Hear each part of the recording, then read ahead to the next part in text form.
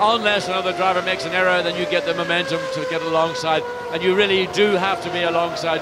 To take a long punt from behind and slide it up the inside isn't going to happen. Team Lebanon's gone off on the exit of turn 8, and it's on the grass. There's Alex Khatib jumping out of the car. Front damage, I think. Well, he did what we saw most drivers who went off in that corner. He probably ran too wide. He's got the nose cone. As you see there, the Lebanon fans, they're jumping up. Well, they know they're on TV, that's why they're jumping out. Yeah, unfortunately, their man's out of the race. Maybe they haven't realised that yet. Team Germany leads very, very comfortably here in the sprint race. His last lap at 20.1, and that was nearly a second faster than Great Britain's last lap. So very impressive pace being set by Nico Hülkenberg. Once again, John, this guy is such a star. In the papers here, they're referring to him as the new Michael Schumacher, and he's sort of showing that again, and Great Britain's got some pressure here. Yes, there is pressure. I noticed coming out of turn 8 that Team GBR's car was starting to slide. The tail was going out and out and out, and that means two things. One, he's got a car whose balance maybe is not as good at this part of the race as he had hoped. Safety car. Safety car has been called for by the race director.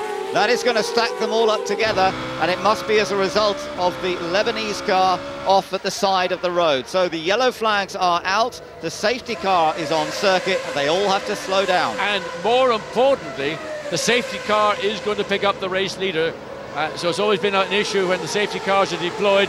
Do they pick up the leader, or do they just go straight out on track? Well, they've picked up the leader, so this field will once again close back up behind Nico Hülkenberg. That's frustration for the young German driver who pulled out a 4-second advantage over Team GBR, and GBR was under extreme pressure from New Zealand. So it looks like the New Zealand car now is able to turn the screw on Robbie Kerr, and that'll be interesting in the closing laps. We've got 8 laps to go, but it might be a couple of laps before we get the Lebanon car pulled to safety. Yeah, it's obviously there's a lot of bits here, so I thought the front was damaged. Those are bits of front wing that you can see up against the concrete wall. And that was a fairly major hit, because he came out of turn 8, and I think he put a wheel off on the outside of the corner, and it just speared him across the racetrack, virtually nose into the bowl. Now, we saw a shunt from Alex Khatib in the sprint race in Taupo when he ran right at the back of Singapore. He is a young man who has not got a lot of experience. He has got natural speed, and there is Alex Khatib with the medical workers. They want to have a look at him and make sure there's no damage to his neck. He would have had a fairly large whiplash, but that HANS device, the piece of carbon fibre that goes over the driver's shoulder to protect the driver's head and neck in an impact, clearly will have done a good job. So they're going to have to get that car out of the way. As you say, it might take a moment or two, and it did look like it had been a hard hit. Whether they're going to be able to get that car repaired, well, they've got a bit of time between the two races, and the Lebanon team always very, very quick to set to work and get stuff fixed, but we'll have to see what the level of damage is when they get it back to the pit lane.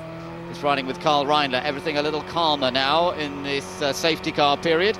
He's in 16th place. Let's get down to the pits. Simon Hill is with Khalil Bashir of Lebanon. Khalil, has Alex radioed in and told you what happened? No, we just heard he had some problems. We didn't know what was the really problem. And suddenly we saw the car out. It looks like we lost the front wing, but we're gonna check. The car will come back, and hopefully we'll be ready for the second race. Thanks, Khalil. Thank you. So there's the front end damage, and obviously it's wiped out the nose cone, but has it damaged the monocoque? That's always the question. Well, part of the nose cone is actually a crash deformable structure, and I mean, he probably hit it pretty much head on, and then of course it would have been immediately deflected off. So